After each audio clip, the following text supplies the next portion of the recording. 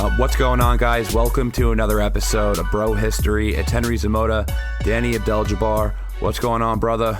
Chilling as per usual, man. I hope you're feeling better. I'm feeling much better. I appreciate you asking. And we have some very, very big news. Some very big, groundbreaking news that came from the VP. Apparently, Iran did 9/11. It's confirmed. Yeah, Iran did 9/11. Who would have known? I thought I thought it was Al Qaeda, but definitely Iran. I thought it was Al Qaeda as well, but I guess it was. No, you know what? All Muslims are just the same, you know.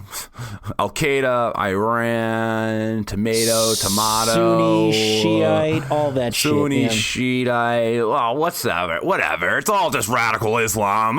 Carpet bomb a wall. Like that's it's just all brown people, you know. Like all of us suck, you know.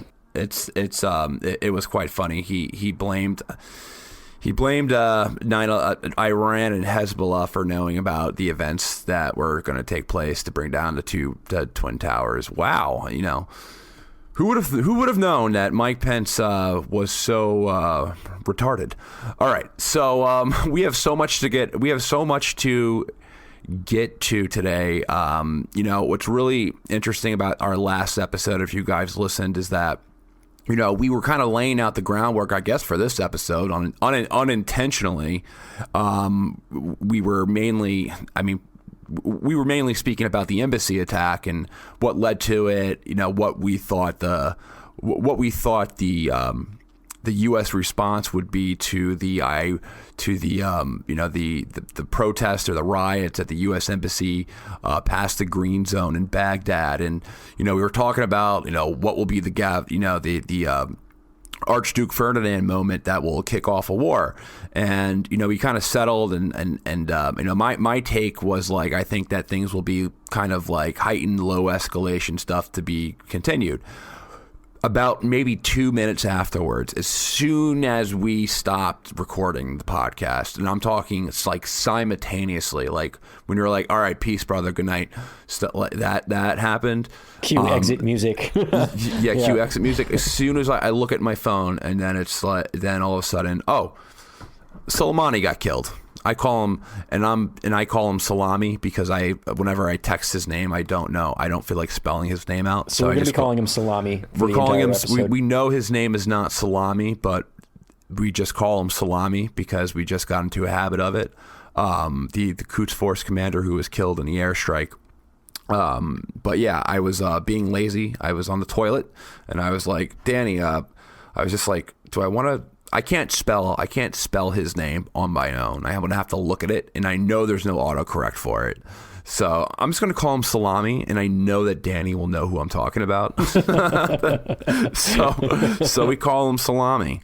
But damn, wow, what a series of events that happened over the past week. What a crazy series of events.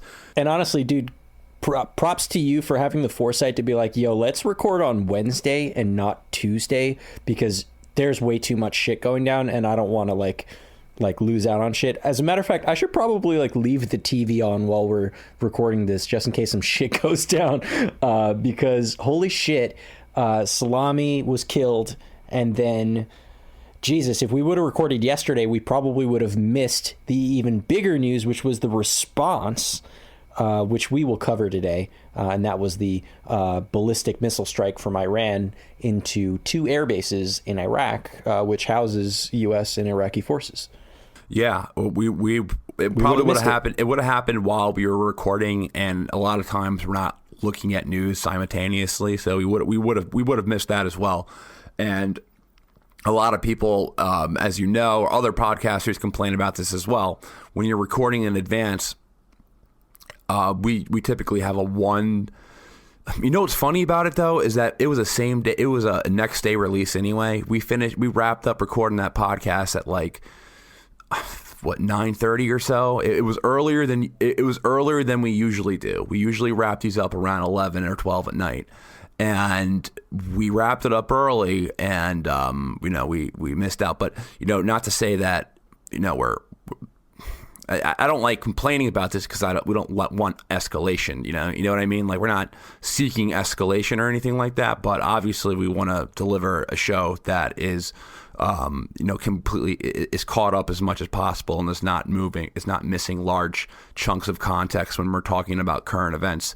Yeah, we're not fucking CNN. This. We're not on 24/7, so we can't you just can't. But so a lot has happened where it's even hard to figure out where to start. Danny, I'm going to pass the baton over to you because I know that you kind of wanted to break it down, not leading up to the events, but you wanted to break it down reverse. In reverse, really. That's right. Yeah.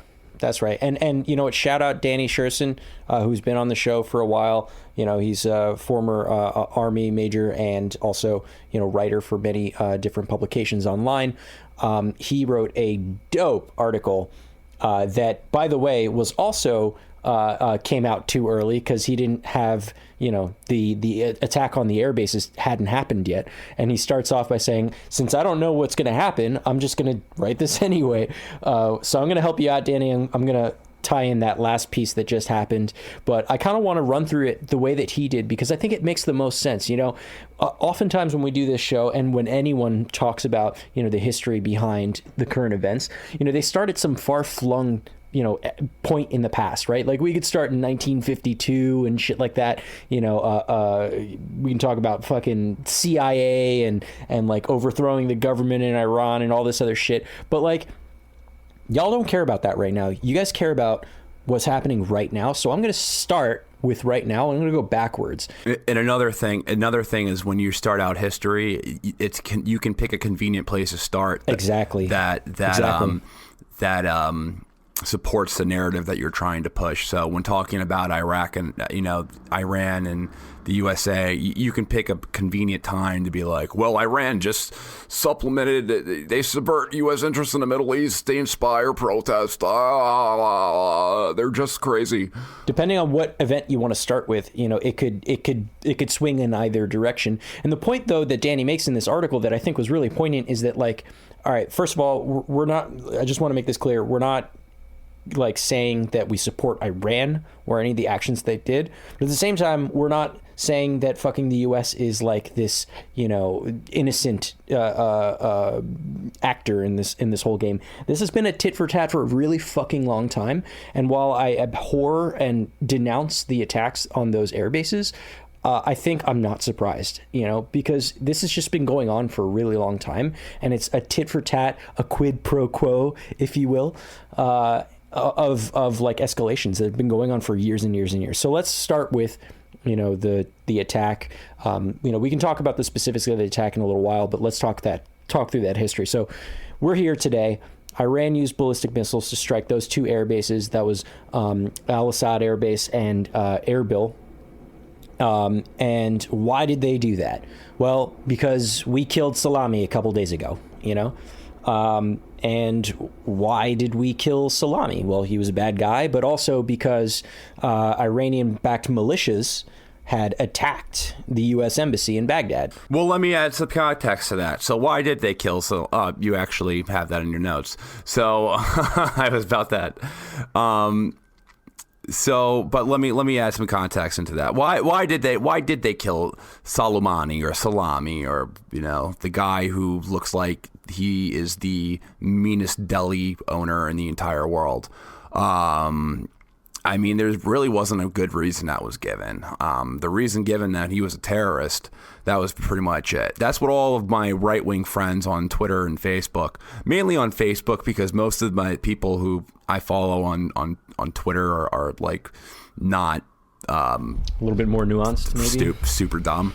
More people on Facebook that I'm friends with are super dumb, and they are like, you're either with the U.S. or against or with Iran when it comes to this. You support terrorism and radical Islam. It's the only thing that I hear from right-wing Facebook.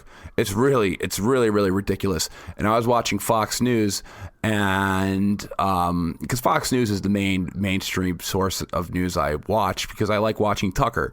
And Tucker had a good take on this. He was like, "Why are we doing this? This is really, really dumb." He does not. Sorry for the sirens in the background, but we can't really help it, and I don't feel like cutting this out. So, I hear Dan Bongino on. Do you know who Dan Bongino is on Fox News? No. So he's basically he's a conservative Italian from Staten Island who used to be in the Secret Service and was a cop, and he knows everything. These liberals, they want everything for free. The Democrats, they are a socialist party. Like that's his whole that's his argument for every single radio show that he has, or every single time he shows, like, the Democrats, let's just face it, the deep state, and then he goes on like, the deep state is, they're at the Trump. The deep state and the Democrats are colluding. It's this guy is such a buffoon, and he has a segment. He's like, "You're either with the USA or you're with Iran.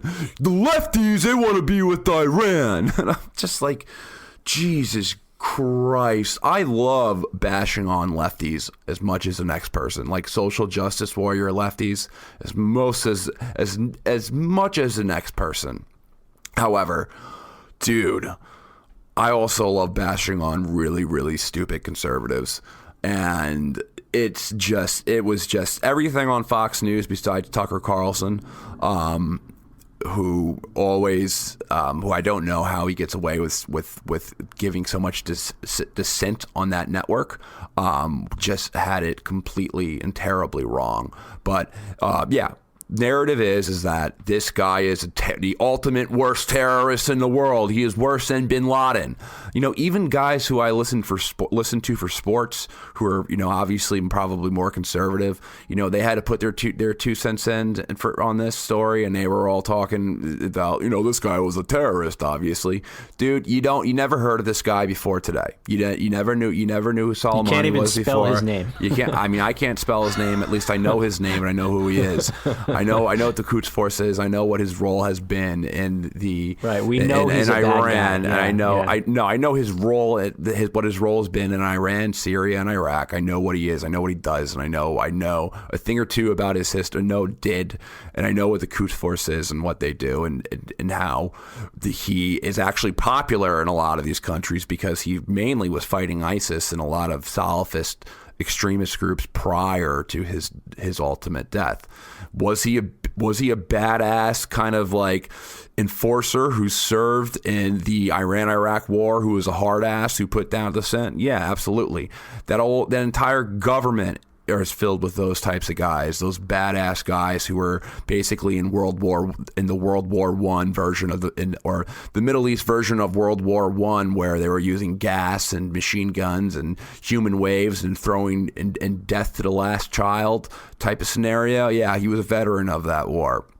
However, he was also a big fighter of a lot of the extremist groups that that really do deserve to be condemned. And it's just funny that this guy is also a representative of a sovereign state of Iran. He is a general in Iran, in the Iranian Revolutionary Guard.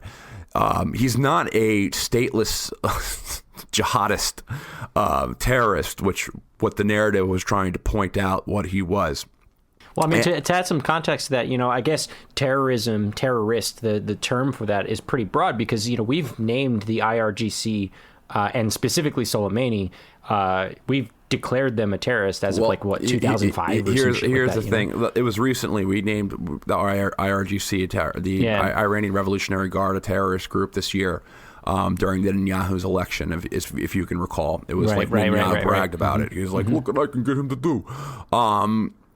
So it's Yeah, if you want to use the more broad term of terrorism of just terrorizing a civilian population for just to cause terror for whatever movement, then there's no way to use the word terrorism without also indicting the United States as a terrorist group as well, because the United States does that as well. The United States bombs people and kills civilians.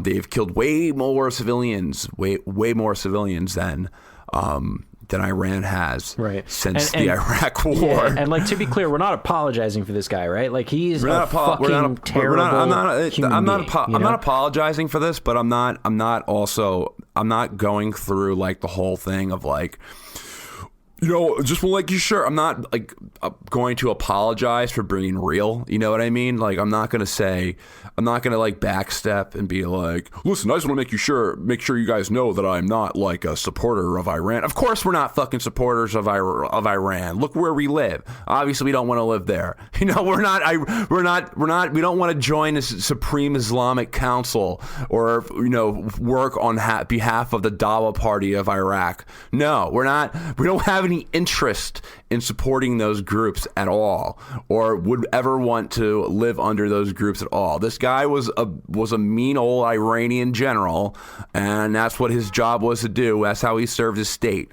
But was he a jihadist? No, he wasn't a jihadist. He was an army general who commanded a Green Beret style kind of special force in the Middle East that trained militias to fight. And what's important to note with Soleimani, or Salami, let's call him Salami. It's important to note is that we're going to get through this, but when you look at that dynamic of when the United States basically removed the Sunni army in 2003 in just a couple of weeks, when there had to be a Shiite army that was put in place. They were largely untrained, and guys like this from Iran, Shiites who with military experience, were necessary for these countries to defend themselves from Sunni insurgencies. So in that case, he's looked as a hero. He's very popular in Iraq. He's very popular in Syria as well, because he helped liberate a lot of key cities in the Syrian war. So, and when I say liberate them from ISIS.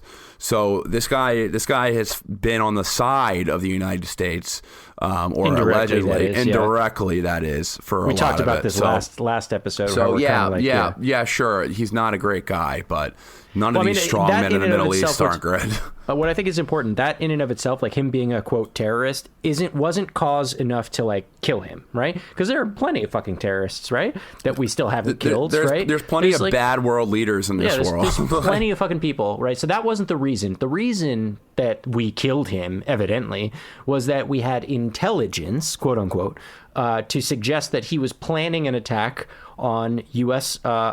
Forces and diplomats in the region. Now, that doesn't necessarily come up as just like, everyone's like, oh yeah, we had intelligence, go ahead and kill him. Because like literally there was no one's given us any proof, and we might not ever see any concrete proof about it. And what I found really fucking interesting, kind of a little bit triggering, was White House Press Secretary Stephanie Grisham had recently said that it's, quote, unfortunate that we don't believe the intel that Salami was plotting an attack on the U.S. Bitch, please. Did you not just forget that not a couple weeks ago we got access to the Afghanistan papers that pretty significantly proved that the United States abuses or bends the truth to its will so that we can get into foreign intervention? Like, we're coming on the heels of that shit, and you have the fucking balls to say that it's unfortunate that we don't fully believe you, that we don't blindly believe you? Fucking crazy. You're crazy.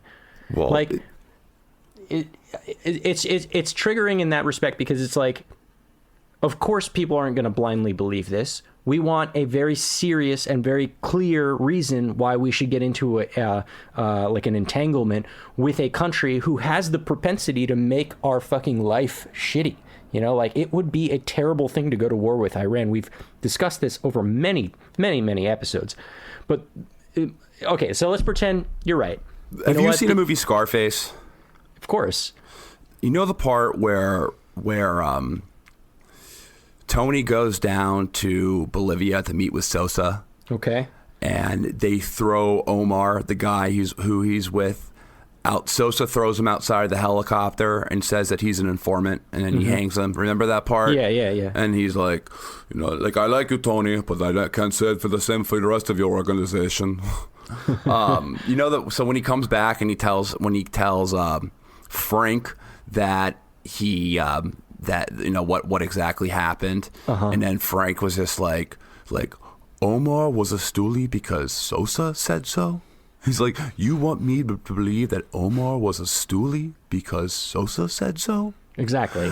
So you want me to believe that... same response. Exactly. It's like, do you want me to believe that Soleimani was planning on an attack on a U.S. embassy because... The intelligence agency said so? Okay.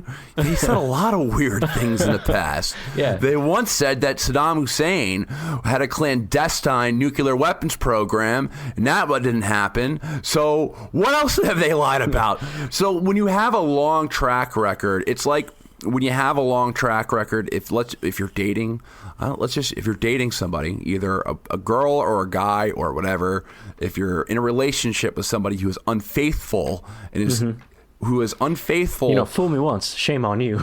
Many times in a row, fool me twice, many times in a row, and your partner, their phone goes off for like 2 days while they're in Las Vegas. And you're gonna be like, you want me to believe that you lost your phone charger because it's You want me to believe Omar was a stoolie because Sosa said so? You bought that line. Maybe I made a mistake sending you down there. Maybe you and Sosa know something I don't know. But it is imperative to question these things. Right. It makes no sense that they were planning on doing another attack. The guy, Soleimani, a.k.a. Salami was coming back from Saudi Arabia because we said this in our last episode. We were talking about this. They were talking about peace.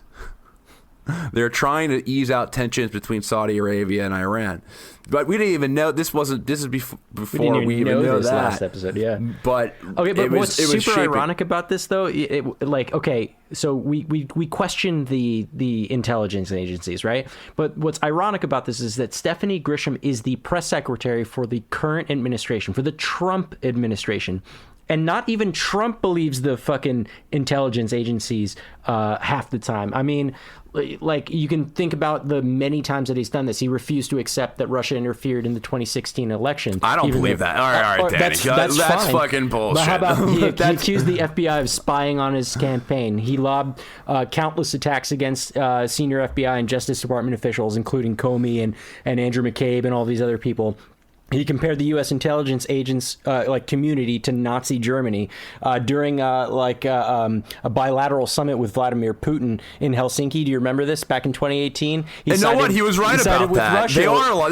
There's a lot similar. Believe he it or was not, right about that. I mean, he was right about that. Believe it or not, dude. The point though is that he doesn't believe the intelligence agencies. Why the fuck should we? Like, why should we blindly trust that, maybe he was planning an attack and that was reason enough to go out and kill him and start this conflict, It's ironic, dude. Like, you can fall on either side of whether you believe those things or not. The point, though, is that this is the mouthpiece of his administration saying that it's unfortunate that we don't believe the things that he doesn't believe. So I want to also, before we get into this even further, I also want to take a moment to shit on the left a little bit as well. Okay. Yeah, let's do it. Because I believe shitting on the right and shitting on the left simultaneously is a good way to do the podcast. Bipartisan shitting. Being bipartisanship. Being bipartisanship. Bipartisan shit. We're being bipartisanship is the new name of the show. So. So the mainstream right-wing narrative is really, really dumb.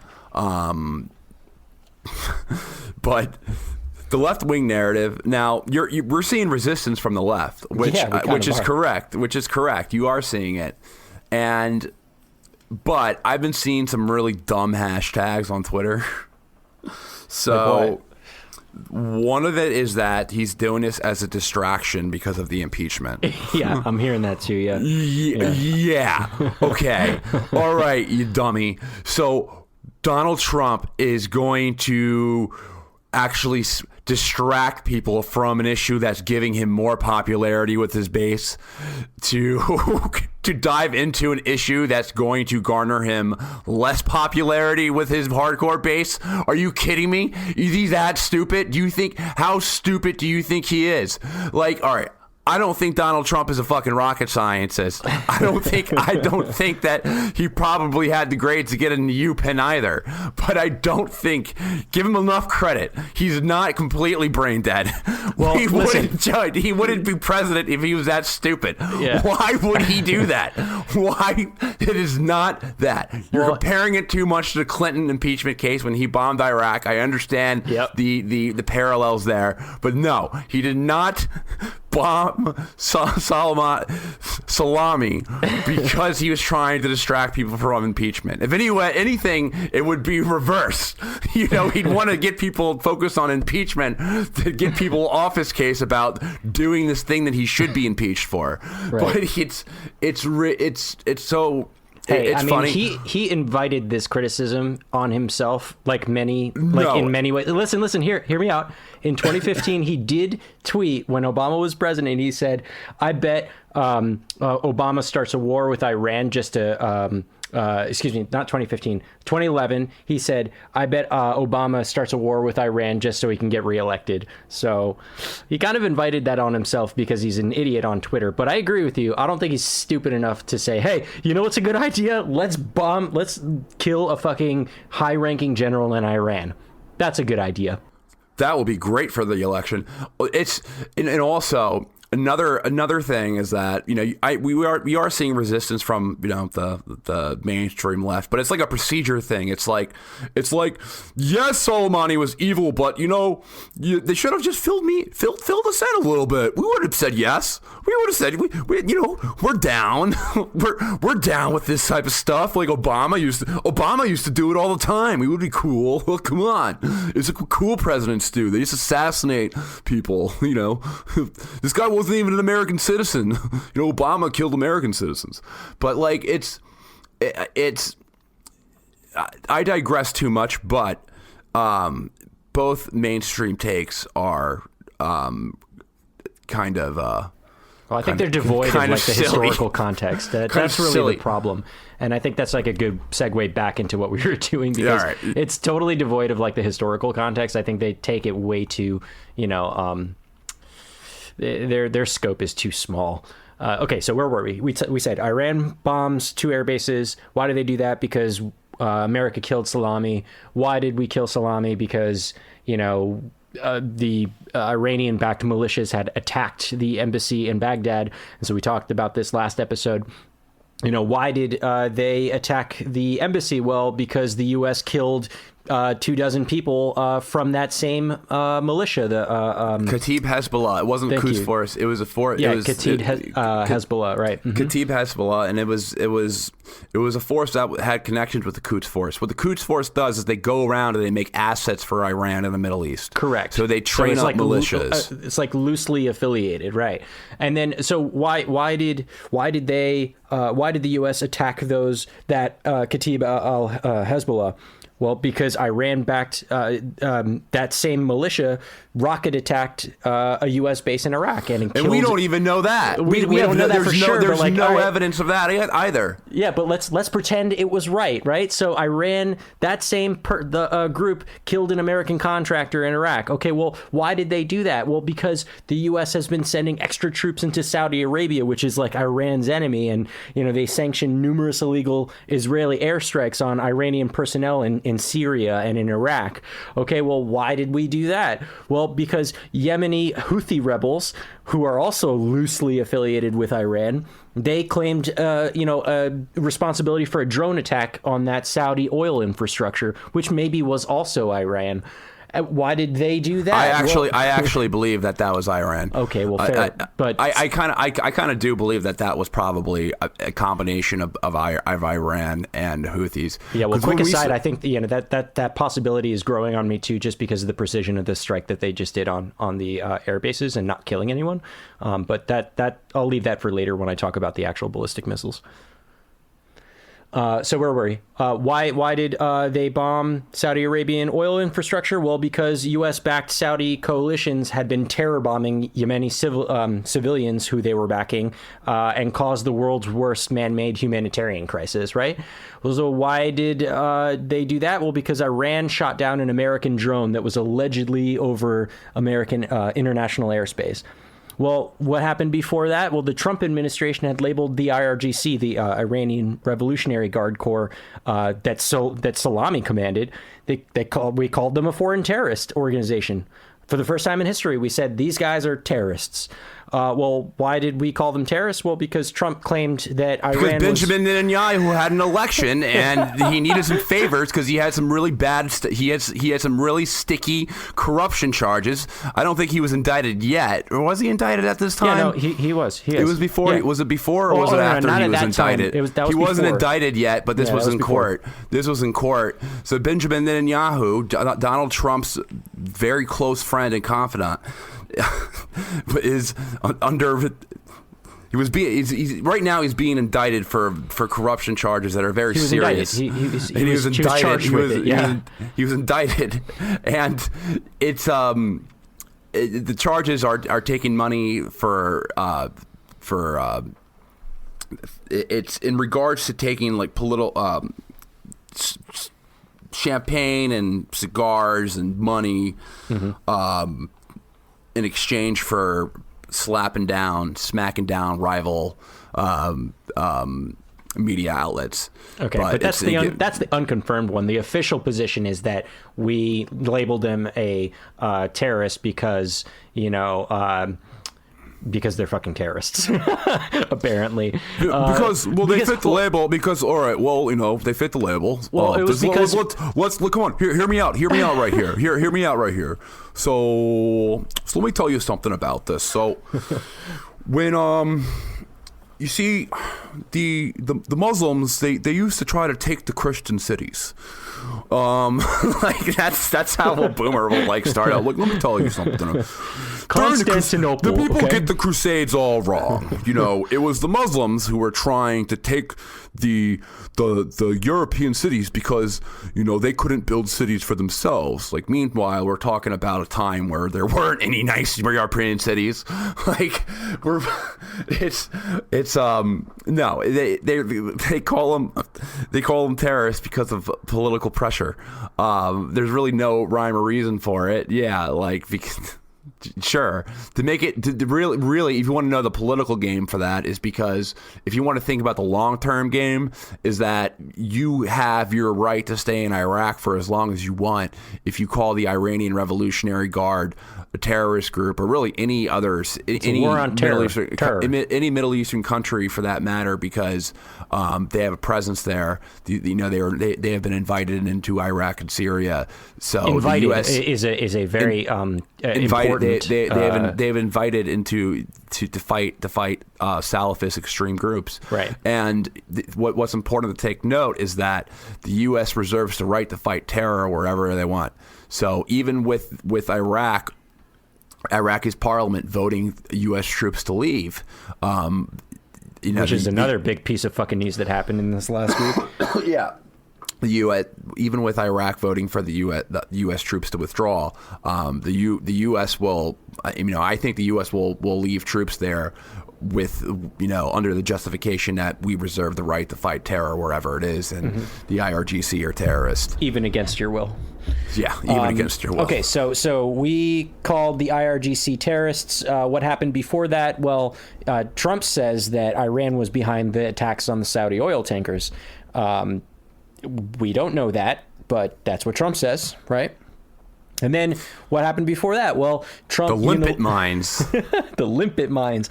Limpet mines ordeal. We had a couple... We've had podcasts on all these events, so exactly. Hopefully... If you guys are new to the show, you can listen. You we're just basically doing basically a yearly review in all the shows that we've done. Yeah. So we did an entire episode on the limpet mine thing. Now, again, I don't know. The limpet mine thing didn't sound like it was most likely Iran, mainly because the ship that was blown up or there was an explosion on was a Japanese ship. The Japanese prime minister that made port in China before there. Was it anywhere near Iran? When the fuck did they get the time to put the limpet mines on? Sorry, I get triggered by that shit. It's weird. And Japan's prime minister was there. He was there negotiating with Iran. Why the fuck would he blow up a Japanese ship? It's just stupid. It's just stupid. Yeah, and after that, Japan buys a bunch of fucking F-35s to make the U.S. happy because they want to smooth out relations with Iran because they 3% of the oil that they purchase is off the market, which is a lot because they have to make it up. So it didn't sound like there was any motivation behind it, nor was it physically possible for them to do it. So I'm not convinced. And the evidence that was used was this grainy picture of a hole. It was like you were looking at like an old Star Trek episode. Yeah, it wasn't worse than that. It did not show any clarity. It just showed a bunch of Iranian guys next to an Iranian Coast Guard ship inspecting the hole. Like they did it. They did it. Like imagine if you see a bunch of robbers and they like smash open a window of a liquor store and they run out with like the cash register, and then the cops come and you're like, whoa, what the hell happened here? And the cops come and they're like, oh, we got an armed robbery, and they throw you out on this. And I mean, that's probably a reality for some people in America, unfortunately. It sounds doesn't.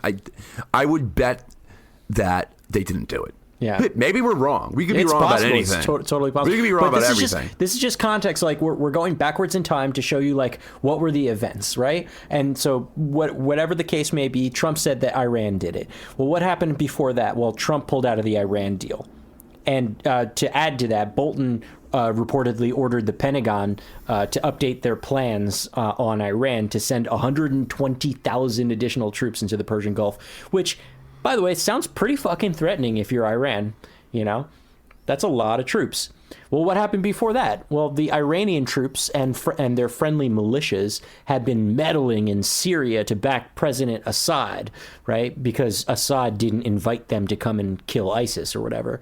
But they were there, and they were invited, and they were kind of a mutual enemy of ISIS with us.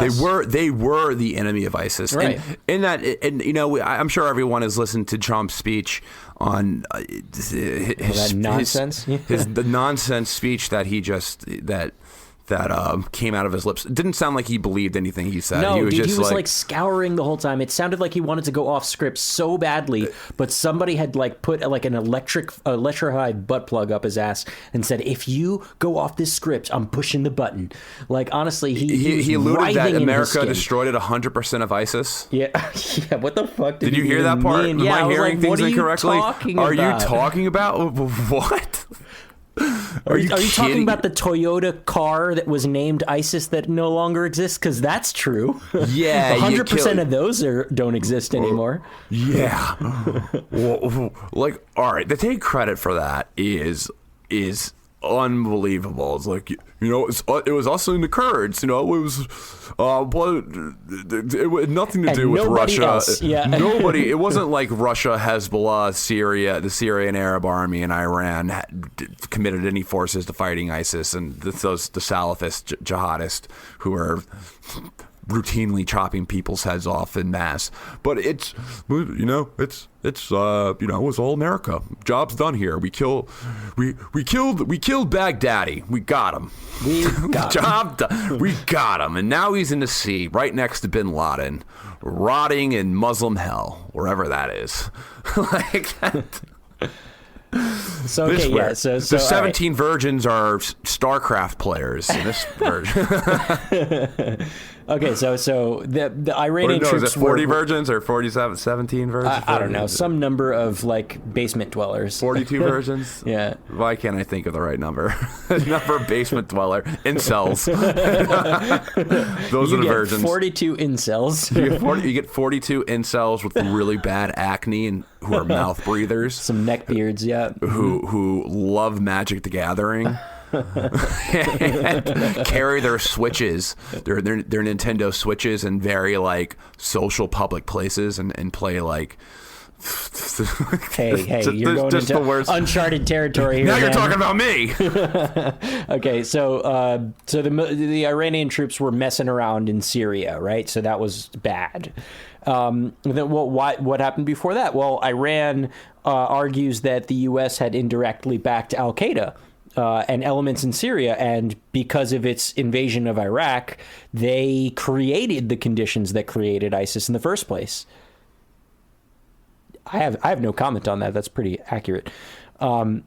So what happened before that? Well, Iran, let's see, according to Washington, at least, the Iran backed militias and provided technology to kill hundreds of U.S. troops in Iraq. Yeah, like evidently. Whoa.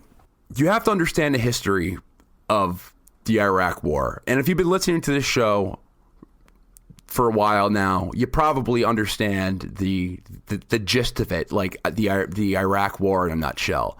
In March 2003, the U.S. allows a group of exiles from Iraq who are living in Iran to become the new government in Baghdad. These exiles were from an Islamist Shiite organization that took the side of Iran during the Iran-Iraq War. So the U.S. put a Shiite chauvinist government in charge, led by a Shiite strongman. But the United States was on the side of Iran during the Iraq War in 2003. They were on side of the Dawa Party and the Supreme Islamic Council. The U.S. and Iran, they supported the same Shiite militias during the Iraq War. The Shiite militias that were targeting U.S. troops were more nationalist, and they wanted Iran out of Iraq as well. And there's not enough proof. There's a lot of evidence that the armor-piercing bombs, they were made within Iraq. But what the U.S. does and what the media did is that they basically blamed every single death of a Shiite. Every single death of an American soldier from a Shiite was immediately credited to Iran. They're like, oh, if any Shiite kills an American soldier, then that means Iran did it. Right. It's the Iranian boogeyman theory. Yeah. So it's basically like if any Catholic kills somebody in England, that means that Ireland did it. Like it's that ridiculous. But like that, I mean, that justification will probably be used, back in the 70s. Yeah. But probably, it's not clear cut, and the 600 number is I don't know where that number comes from, where they can attribute that. Well, I'm just bringing up what the Washington line is, right? So we're going back in time and talking about the tit for tat, like you did this, you did this, you did this, you did this, you did this, you did this, and that's just what they're saying, right? So I mean, what happened before that? Right? If this is true, right, and the Iranians were backing the militias and helping them provide the technology to kill U.S. troops in Iraq, well, what happened before that? Well, before that, the U.S. invaded both of Iran's main neighbors, Afghanistan and Iraq, and effectively surrounded their country with American military bases. Now, and I'm going to do the same thing that Danny does in this article, and he says, we could stop here. And we could say America was the primary aggressor. And see, this is like you pointed out in the beginning of this episode. This is where going forwards in time and starting at a particular point could make a case for either side, right? We could have started here and said that America's the aggressor. But I don't even think that's fair, right? You can keep going back, right? So what happened before that?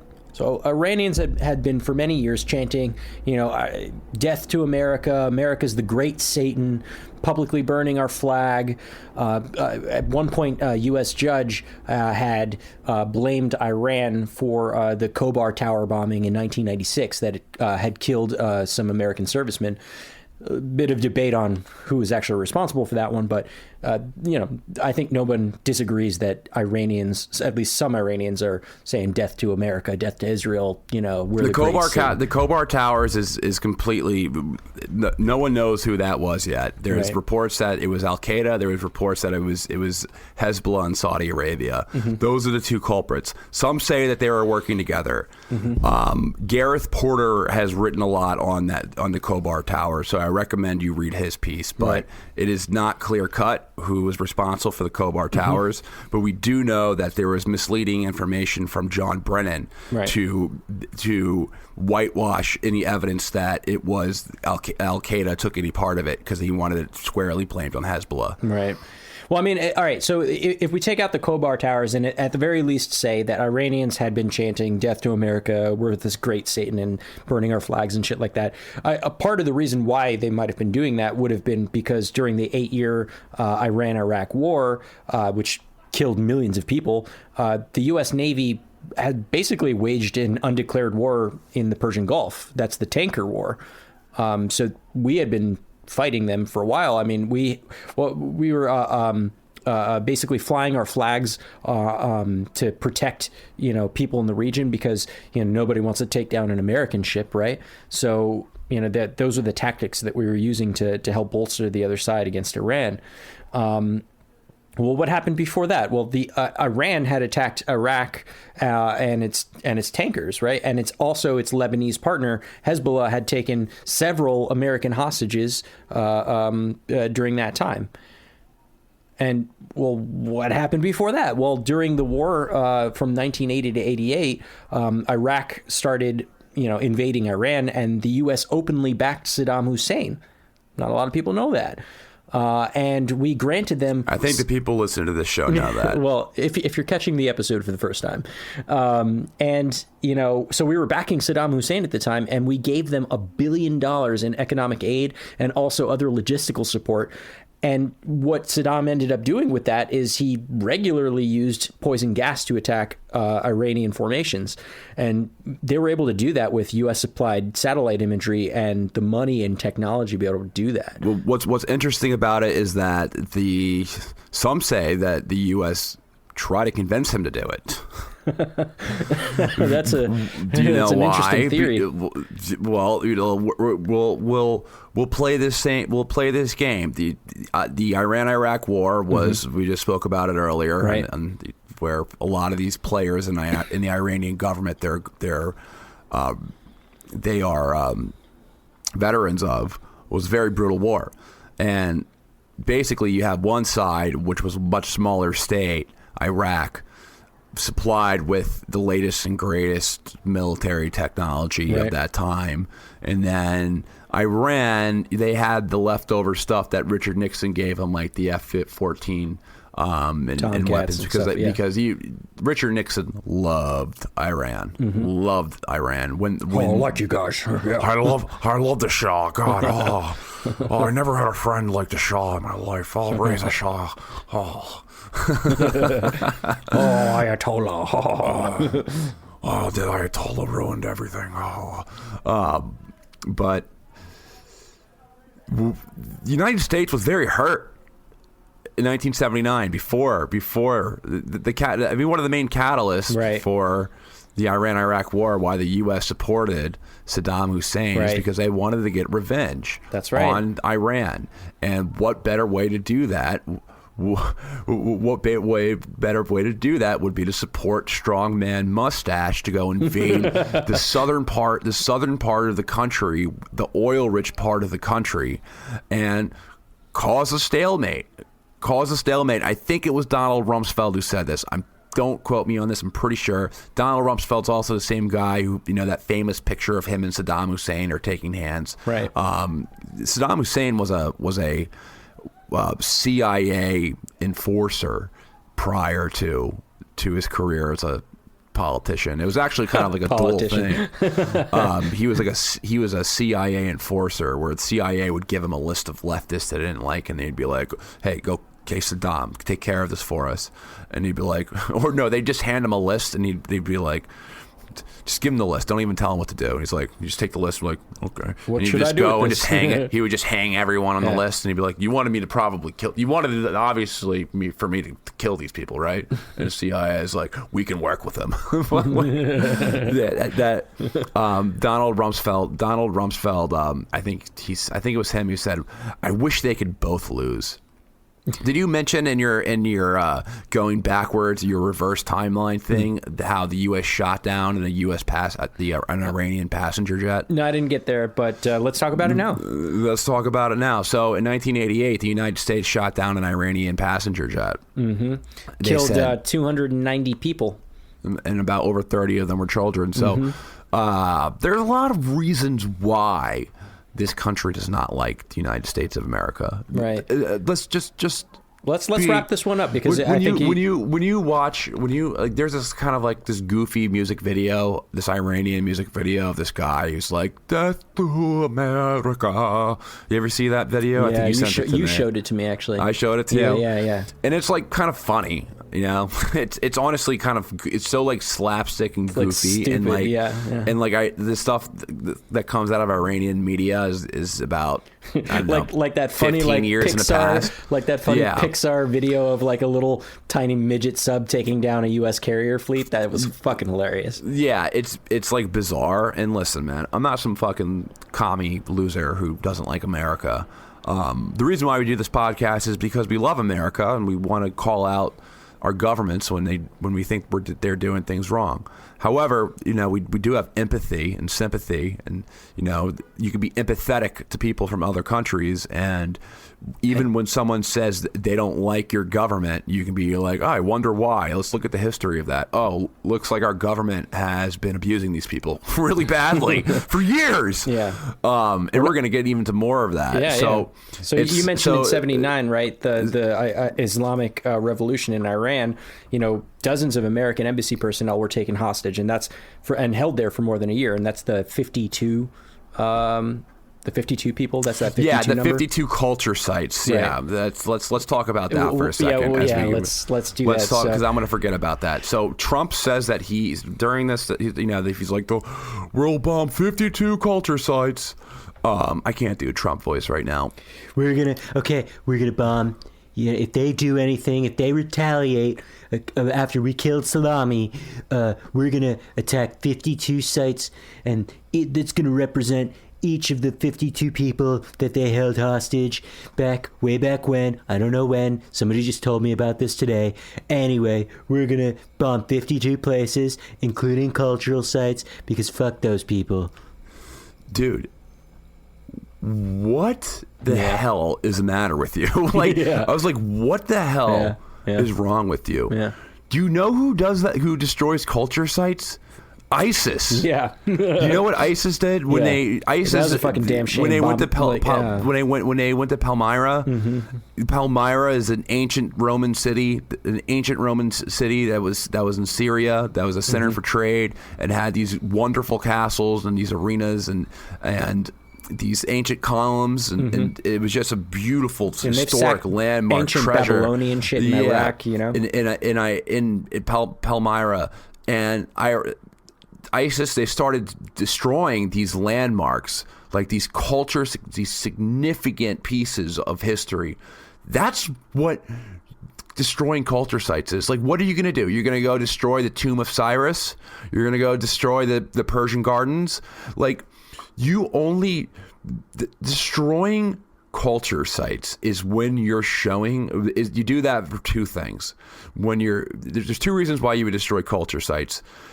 Either you want to completely just embarrass and humiliate the other people, and just kind of show hatred towards them, like in the case of like an ISIS, or if you're trying to completely yeah, I guess that's the main reason. The other one was going to say if you want to get obedience, and like that's the type of thing that the ancient Assyrians would do to to Babylonia. They would go to the ancient Assyrians would go to Babylonia and they would take their idols and bury them or destroy their statues of gods. That's what the Romans did to the Temple of Jerusalem during the revolt of Judea. They destroyed the second temple of Jerusalem. You do it when you want to ultimately embarrass and kind of humiliate a society. That is such a terrible idea. And then he backtracked it. He's like, I want to operate in the law. Like, but like, what the fuck is the matter with you? I like obeying the law. but destroy the culture sites? We're talking about ancient Persia. Like, there's many significant culture sites. We're talking about a civilization that's been there since. Yeah, we're not talking about like the fucking movie theaters in Tehran. Like, we're not talking about the strip malls that were made in the 60s and 70s that were called Little America. Yeah. We're talking about fucking historic landmarks. Like, we're gonna blow up the ski resorts over there. I hear they have nice ski resorts in Iran. We're gonna blow up the laser tag arena. Get him. All your bowling alleys are gonna be rubble. Maximum pressure. Iranian people rise up. They could, but you destroyed their laser tag, so they can't train for the resistance. Yeah, right. Seriously. You took out MEK headquarters. What did you do? Oh no, my sky zone, my bouncy jump houses. All right. So before that, the Iranian Revolution. Obviously, you guys are familiar with it. That's when when Iran stormed into the embassy. They took a bunch of American embassy personnel as hostage. They were there for a year, but. You know,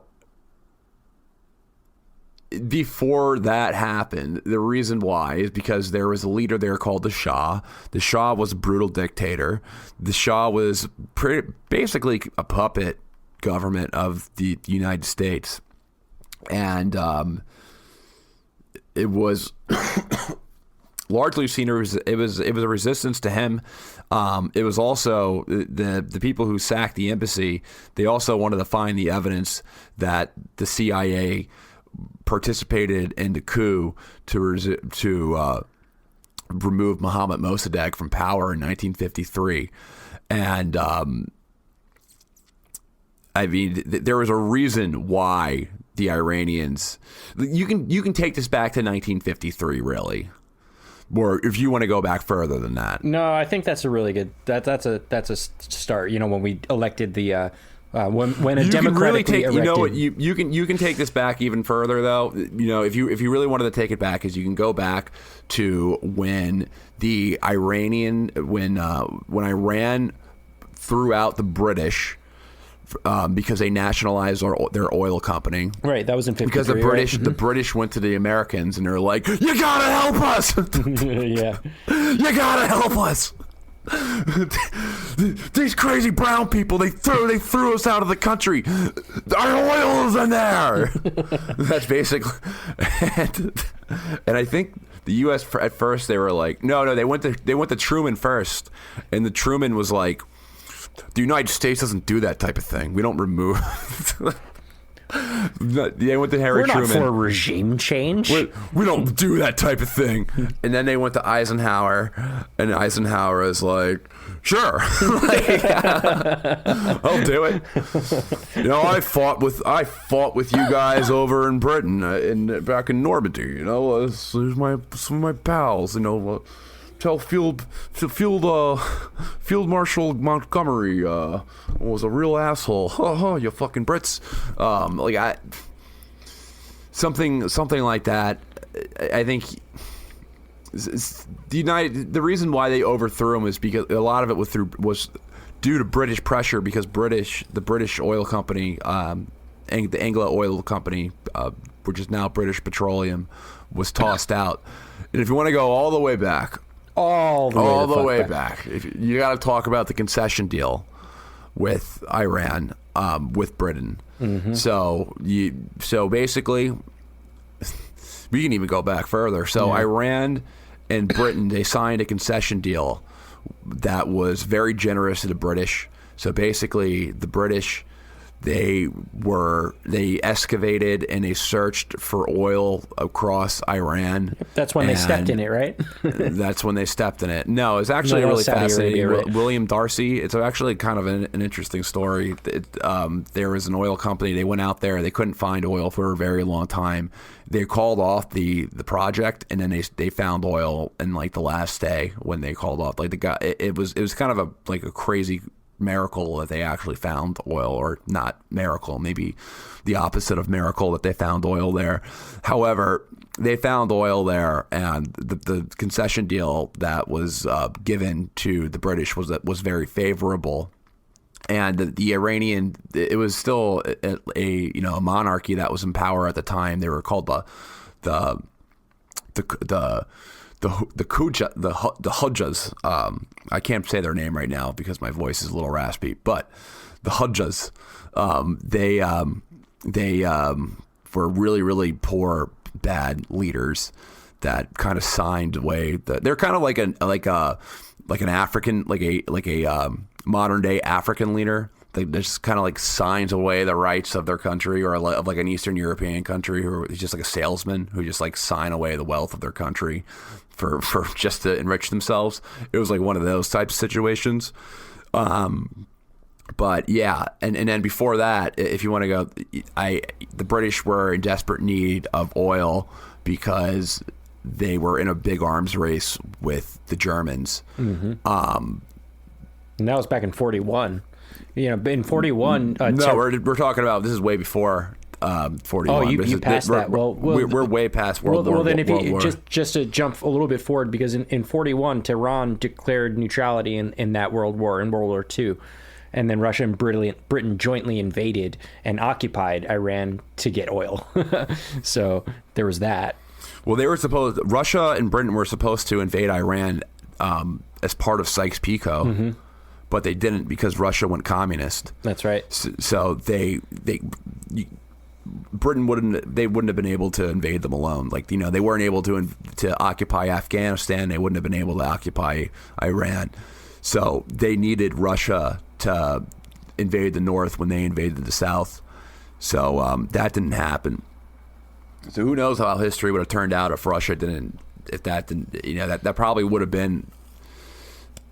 Fucking Karl Marx had to go and ruin everything. I mean, who knows if the borders would have been worse or different or worse or whatever. But yeah, that's kind of like a reverse kind of history of the entire situation going back from now. Hopefully what you learned in this is that, like, the United States have been doing some bad shit. Iran has been doing some bad shit. We've been doing some bad shit to each other, right? Over and over and over and over again for many, many, many years. So, like, again, I want to underscore this again. I can't say enough that the attacks on those air bases was a bad idea. However, I'm not surprised because of this rich history of this struggle going on for decades. And we've made bad moves. They've made bad moves. And I'm not trying to do a false equivalency here, but that's the context that you need to view this event in. You have to understand that this goes back for a very, very long time, and there's reasons for all this.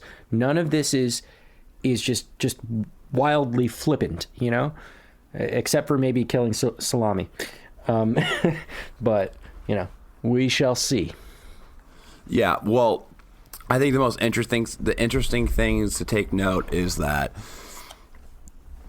now, what do you think that response was from Iran? Yeah. Just kind of lobbing out, because they intentionally were avoiding casualties. Yeah, let's talk about that. So let's talk about that strike. So that happened at 5:30 p.m. our time.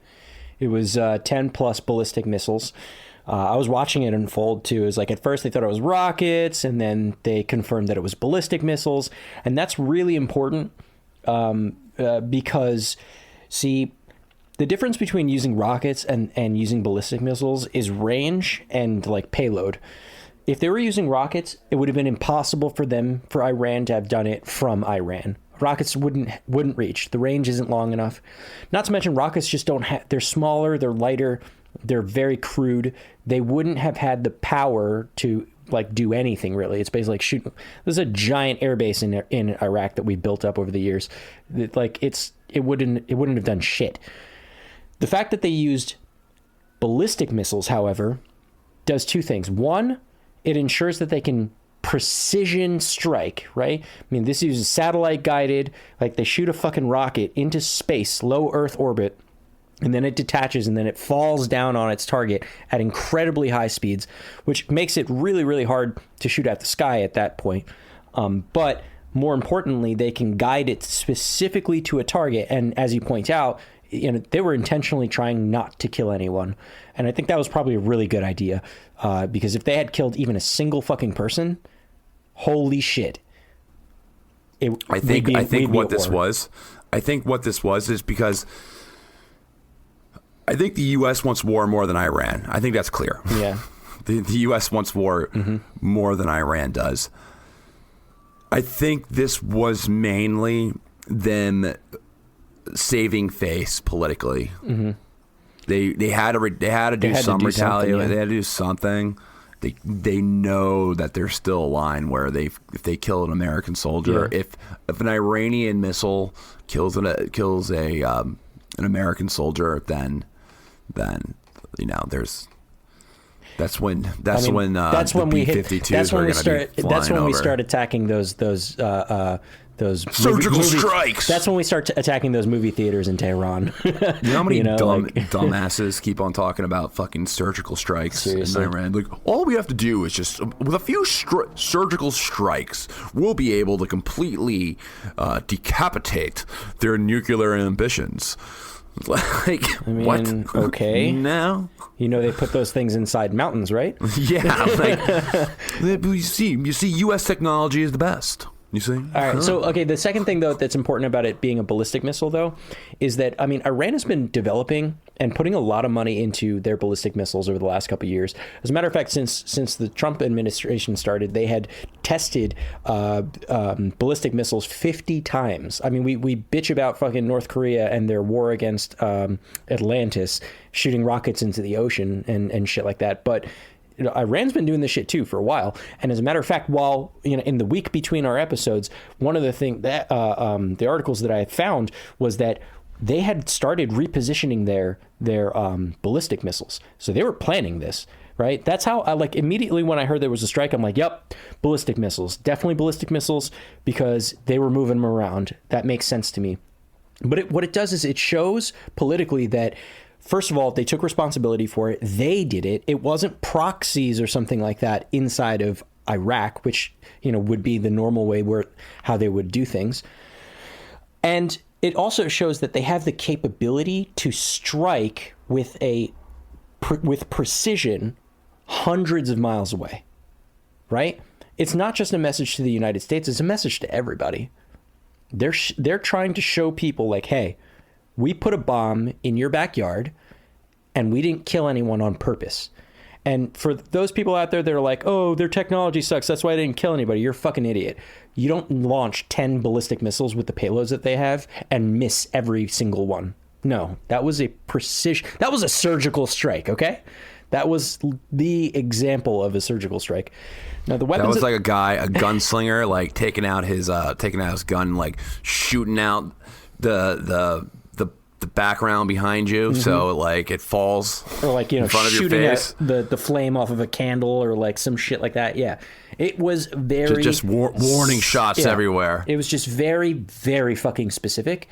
So the missiles that they used was the Fateh 110. It's called the Conqueror missile. It's a ballistic missile.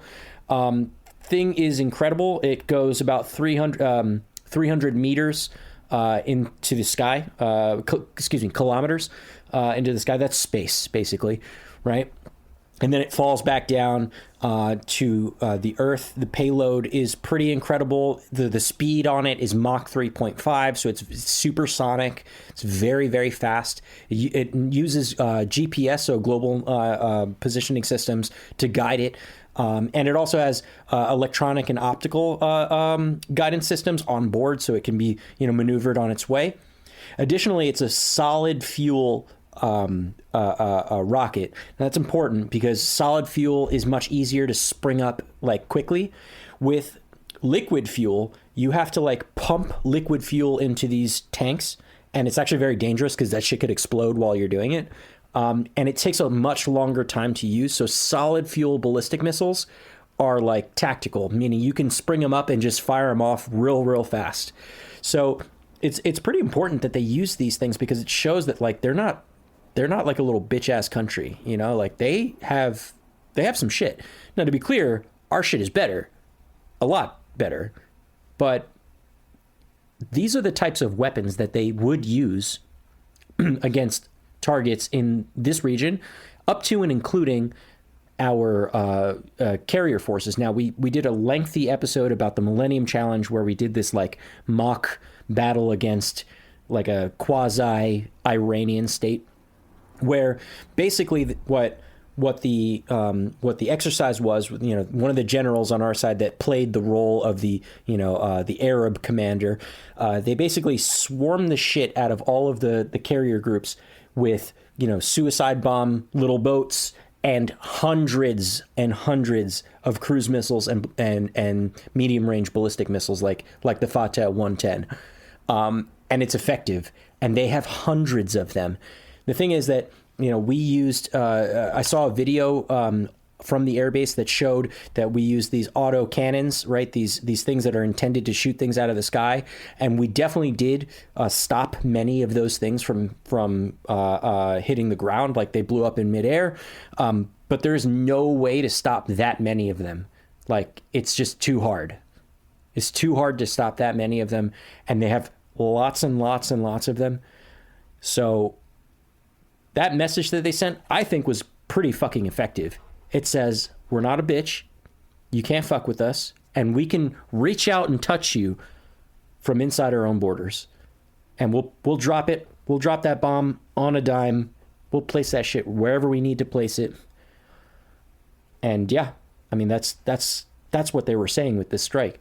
I thought it was a very effective strike. Now, I don't think they should have did it because Trump is fucking unstable. It was the best possible. It was they had to respond. They had to do something politically for themselves. Yeah. I mean, they realistically were going to do something. I think you ought to be happy that they didn't start killing Americans. Honestly. Well, I'm very happy that they had the foresight to think we probably shouldn't kill anyone, and I'm glad that they used an advanced weapon instead of a crude weapon that could have killed U.S. soldiers, but also Iraqi soldiers that were there, or even that it fucks up and just kills random Iraqis that just have nothing to do with it. That would have been absolutely fucking terrible. So good for you, Iran. I don't know, dude. I don't know what to say about that. But so yeah, they're using these ballistic missiles. What's fucking ironic is another event that happened a few hours later, and it's that an airliner, a Boeing, that took off from the Tehran airport, was evidently shot out the sky. And I'm going to make the case that it was, in fact, shot out of the sky, and it crash landed near Tehran. A couple things about that. 60% of the people that were on board, all 176 of them, by the way, died. It was a very tragic plane crash. 60% of them were Canadians, Iranian Canadians, which I didn't know was a thing. Evidently, there's a bunch of Iranians in Canada, and they normally fly over, from the Ukraine because they're not allowed to, because of sanctions, go directly to Iran. And so what ended up happening was that the Iranian officials said that there was technical issues with the with the plane, right? And this is a Boeing craft. It is a very similar model to the Boeing 737 MAX 8, but it's not the MAX 8. It's the predecessor to it. So they were trying to like play it off on Boeing. Poor Boeing. They're having like a really rough patch here. They had all poor Boeing. Poor fucking Boeing. Poor Boeing. They were like they fuck Boeing. Kicked out their CEO and they were like, we got to get a new one. And then now another Boeing goes down and they're like, hey, that wasn't us. I promise this time it wasn't us. But Iran says that they had mechanical failure. They said that one of the engines caught fire. As a matter of fact, Qasem bin Naiz, it's a spokesperson for Iran's Road and Transportation Ministry, said that the pilot lost control of the plane after a fire broke out in one of its engines. And I read this article by The Independent, which I thought was fucking trash, but it was a good starting point, and it got me thinking. I mean, they said in the headline, it was shot down. And then they quoted some guy in saying, we recommend that the starting assumption be that the shoot-down event, similar to the MH17, was a shoot-down event until there is clear evidence to the contrary. It's like, dude, you're saying guilty until proven innocent. Don't fuck around. But it was a good article in the respect that it did bring up a lot of points, and it got me researching a lot of different things. And I'm going to make the case that it actually was a shoot-down event. And here's why. So the first part is that the aircraft itself was the predecessor to the Boeing 737 MAX 8. It wasn't the MAX 8, so stop trying to play around like it was Boeing's fault. It was checked 2 days before. It went through a routine check that they have to go through to make sure that all systems are go, and it came out with no issues. So there's nothing really wrong with the plane. Furthermore, the idea that one of the engines, set on fire and that's how they lost control. That's bullshit. For you guys to know, all airliners have to have the ability to fly with one engine, so that if one of the engines malfunction, it could still be operated and it could be safely landed or even safely crash landed, especially if there was a fire. So the idea that one engine sets on fire and then suddenly the whole thing bursts into flames and then falls to the ground, that's stupid. Another thing that's floating around is that there was like some low pressure event, meaning like the cabin depressurized, and that could cause people to get knocked out, which could potentially make the pilot lose consciousness, which could be a result of the crash. But they were only 8,000 feet in the sky. And that's too low for a low pressure event like that to really make any impact on the people on board. Furthermore, what I found out through my research was that the plane was delayed by an hour from takeoff. I don't know if that had anything to do with the events that took place, with the ballistic missiles, hitting in the air bases in Iraq. But it was delayed. And it's possible that this delay wasn't whatever the Iranian equivalent of the FAA, they weren't notified. They didn't notify the Iranian air defenses of this delay, and it's possible that somebody on the ground saw a plane in the sky where it wasn't supposed to be because they weren't notified, and made a bad decision, right? And the thing about this is that when you can visibly see a plane in the sky and you're on the ground and you're operating an anti-air, defense system, you don't have time to stop and say, hey, what's that plane up there? Let me call it in and make sure it's okay.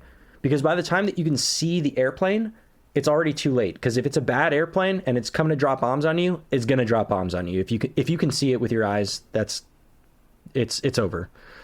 So the likelihood, and this is my theory here, is that, okay, Iran just makes a big move to strike against the United States in Iraq using ballistic missiles. They are 100% code red, like DEFCON 5 red alert shit in their country, especially with their air defenses, because they're expecting the U.S. to respond. They're expecting to see planes over their overhead or other cruise missiles or something in retaliation. And I think that the combination of the plane being delayed and it being kind of in the wrong place at the wrong time, and the heightened tension and the small response time that you have to have in order to make the decision to shoot or not to shoot, caused someone on the ground to make a bad choice.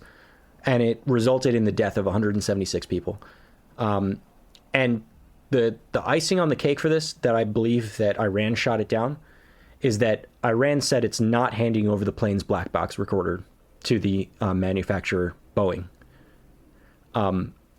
If there's nothing to hide, they would have easily given this up.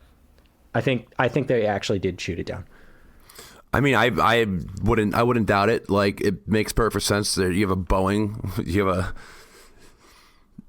you are launching a retaliation attack, and you're definitely expecting an attack back at you. Like, why wouldn't they expect a Boeing plane to be like a B-52 bomber by accident? You know, it's not crazy to think that, and it's oddly, it's you know, sometimes, of course, there's crazy coincidences that do happen. You know, there's improbable coincidences that happen all the time, but like most of the time, these coincidences are not. Yeah. In that case, it seems very fishy, yeah. And but it was kind of funny how the news, you know, the first thing they would say was that it wasn't connected. Like, these aren't connected events. Right. Like freak accident or some shit. Freak accident. But I mean, I would not be surprised at all that this thing was shot down by accident. Here's the That's thing. Interesting. Here's the thing that I find really ironic about this situation. So we talked about the number 52, right? You know, that's the 52 American hostages held in 1979. That's also correlated to the 52 cultural sites that, you know, Trump wanted to bomb in Iran. And we also talked about IR-655. That was the airliner that we shot down that killed 290 people. So why this is related, Hassan Rouhani, just a couple days ago, this like literally did not age well. Hassan Rouhani wrote in response to Trump saying that we were going to bomb 52 cultural sites. He said, "Those who refer to the number 52 should also remember the number 290. Never threaten the Iranian nation." Now, this is important because the downing of IR-655, that flight, is like it's like the propaganda that Iran uses against the United States. The line goes like this: United States is the great Satan. Who else would intentionally kill 290 civilians by bombing a plane? Who would do that? Only a terrorist would do that. So they're bad people. And literally days later, in my analysis, I believe that they shot down a plane. Now, I don't think they did so intentionally, but it's ironic, certainly ironic, because that's the reason. That's the thing that they say. The Americans did. Now, again, I want to underscore that I don't think that they did it intentionally. I think it was like just fucking tensions were high and they pulled the trigger. Well, why would they do it intentionally? You know, there's no motive. Right, because there were Iranian Iranian citizens on that plane, and to my knowledge, there were no like American diplomats or even other foreign dignitaries. I mean, there's a line going around outside that says that maybe there was like some spies or some shit like that on that plane, but there are much easier ways to kill spies, not like blowing up a fucking plane. Yeah, blowing up an airline. Come on. No. So, I just found it ironic and terrible, but just some context because it literally happened hours after the strike. So, well, it's super sad, and you hate to see that. Like, I'm honestly really happy that no American soldier. I was really stoked that no Americans died from Iran's retaliation. So I'm hanging that on. I'm hanging on that as a victory right now. That this all happened, and there was still I feel like we just played another game of chicken, and we just missed. But this was the most intense game of chicken we've played by far so far over since we left the Iran deal. there's been a series. The big game of chicken, obviously, was prior to this was when Trump last minute calls off the strike that would kill 150 Iranians. It wasn't proportional, but this. I'm just kind of like happy that this didn't get too out of control. I always try to look at the good side, right. But I see this as being kind of the future for the next year until, as long as Trump is president, this is going to probably be the status quo. Domestically, we've been seeing some responses. So obviously, Congress is and rightfully so, demanding that Trump brief them on like what's been going on with the salami thing, but also now what the fuck just happened with that attack. A lot of people.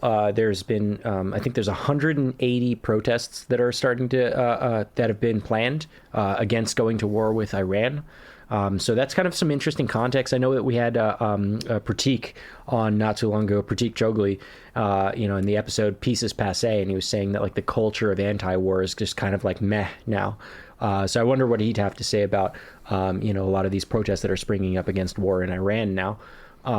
Because this is pretty interesting. Maybe we'll have him on again. Most of the response were like World War III memes, like yeah, me talking to the World War III recruiter. All right, I'm getting. I think it's time to wrap this baby up. Yeah. We're pushing a half hour right now, or an hour and a half. Yeah. Thank you guys for listening again. It means a lot that you guys continue to tune in and listen. If you're new to the show, if you enjoyed the show, if you're listening on Apple, rate, review the podcast. It's a great way to support the show. Helps us grow, helps us reach more people. So rate, review. Follow us on our social media handles. The links are in the show notes. And tell a friend. and yeah, tell your friends that you would like this podcast that you heard from these guys on the internet. All right. All right. Peace, guys.